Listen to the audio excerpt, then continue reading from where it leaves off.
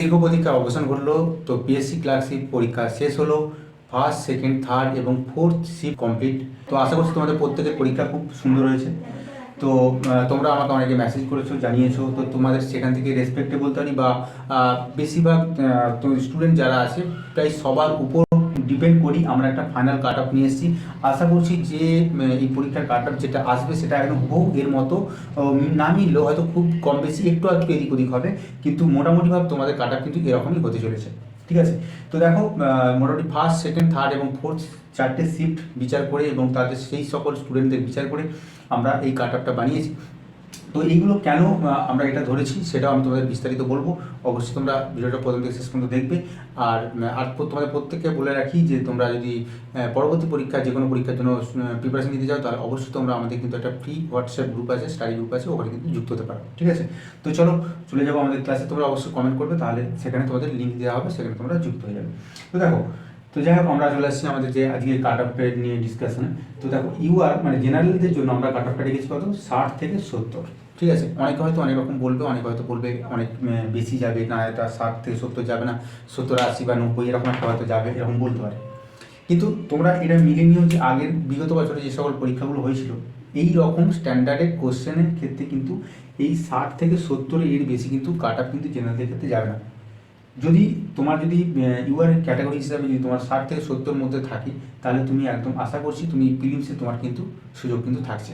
ঠিক আছে, তো ইউআরদের জন্য কিন্তু 60 থেকে 70 এবং এখন যে বর্তমান যে পরীক্ষার যে স্ট্যান্ডার্ড হয়েছে এবং যে কম্পিটিশন হয়েছে তাতে করে কিন্তু প্রতিটা যে কাট অফের মধ্যেই কিন্তু খুব একটা কম বেশি হেরফের হয় না। ঠিক আছে, ওই একটু আধটু হয়, তবু যেহেতু ক্যাটাগরি হিসাবে ক্যান্ডিডেট সংখ্যা থাকে, কম বেশি থাকে, সেই হিসাবে কাট অফটা একটু কম বেশি হয়। নতুবা কিন্তু খুব একটা যে কম বেশি হয় এমনটা কিন্তু নয়। তো সেই জন্য যে এখানে যে সকল কাট অফগুলো আছে হয়তো আমরা দেখতে হবে যে খুব একটা তেমন কিছু পরিবর্তন নয়, কারণ জেনারেল আমরা রেখেছি 60 থেকে 70 এবং হচ্ছে শিডিউল কাস্টের ক্ষেত্রে আমরা রেখেছি 48 থেকে 60 এই ক্যাটাগরির মধ্যে, এবং এসটি ক্যাটাগরিদের আমরা রেখেছি 35 থেকে 50 এবং ওবিসি এ রাখছি 45 থেকে 55 অথবা 60 এবং ওবিসি বি হচ্ছে 50 থেকে 65। মনে রাখবে যে এই যে ওবিসি এ এবং ওবিসি বি এই দুটো ক্যাটাগরির ক্ষেত্রে কিন্তু জেনারেল থেকে খুব কম বেশি যায় না।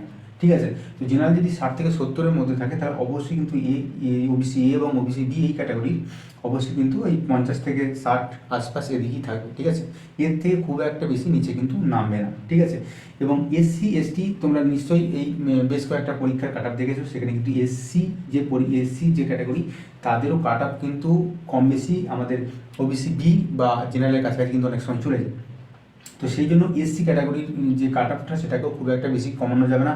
সার্বিক দিক দিয়ে বলতে গেলে এই যে মানে যে পিএসসি ক্লার্কশিপ যেটা হলো, তো তার কিন্তু অল ওভার যে টোটাল যে একটা কাট অফ বলা যেতে পারে সেটা হচ্ছে, আমি তোমাদের আগের ভিডিওতেও বলেছি যে 60 থেকে 70 এরকমই থাকবে, এর কম বেশি খুব একটা হবে না। ঠিক আছে, তো মোটামুটিভাবে যদি তোমার ক্যাটাগরিতে যদি তুমি এই ধরনের পজিশনে যদি থাকো, জেনারেল ক্যাটাগরি হিসাবে হলে 60 থেকে 70, শিডিউল কাস্ট এসসি হলে 48 থেকে 60 এবং এসটি হলে 35 থেকে 50, ওবিসি এ হলে 45 থেকে 50 অথবা 55 অথবা 60 এবং ওবিসি বি এতে হলে 50 থেকে 65। এই ক্যাটাগরির মধ্যে যদি তুমি থাকো তাহলে অবশ্যই তুমি নিজেকে প্রস্তুত করে নাও পরবর্তী প্রিপারেশনের জন্য। ঠিক আছে, কোনো রকম কোনো কথাই কোনো কান দেওয়ার কোনো প্রয়োজন নেই, তুমি তোমার নিজের মতো করে শুরু করে দাও। ঠিক আছে, অনেক রকম কথা বলে পরীক্ষার হল থেকে বেরোনোর পরেই অনেকে বলে আমি 80 দিয়েছি, কেউ বলে 90, কেউ 100, 120 অনেকেই বলে দেবে, কিন্তু যখন উত্তর মেলানো হবে, যখন রেজাল্ট আউট হবে, হয়তো দেখা যাবে যে ছেলেটা 110 বা 120 পাওয়া বলেছিল তারা কিন্তু পায় না।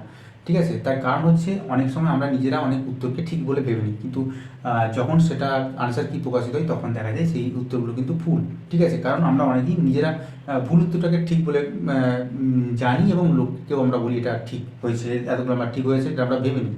ঠিক আছে, তো সুতরাং সেই জায়গা থেকে কিন্তু কারো কথায় কিন্তু কোনো রকম হতাশ হওয়ার কোনো প্রয়োজন নেই।